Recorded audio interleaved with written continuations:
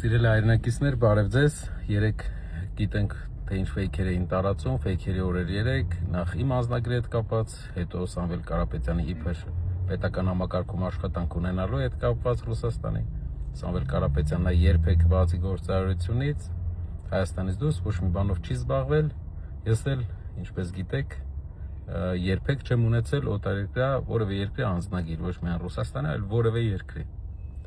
Բայց մենք ամբողջ օր լռեցինք այդ ուղղությամբ, որովհետև մի ծրագիր ունենք։ Բոլոր այն մարդիկ, ովքեր Սամվել Կարապետյանի մասին այդ ֆեյք տերվյալը տարածեցին իրենց անունից, նրանց դեմ հայցադիմում են ներկայացվելու դատական, բայց իրենց պես չէ, որ մարդկանց տանեն ձերբակալեն, այլ ուրիշ բանի համար, որպեսզի նրանք վճարեն իրենց ստերի համար, բայց իսկ վճարը գնալու է, գիտեք ուր, գնալու է Սևանի հոգեբուժարան։ Այնտեղ մենք կվերանորոգենք հոգեբուժարանի սենյակները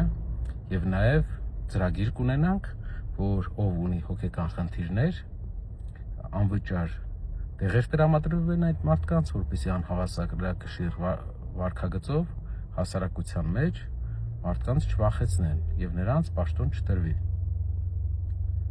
Ինչպես է մեր ծրագիրը, խնդրում եմ գրեք մեկնաբանություններով։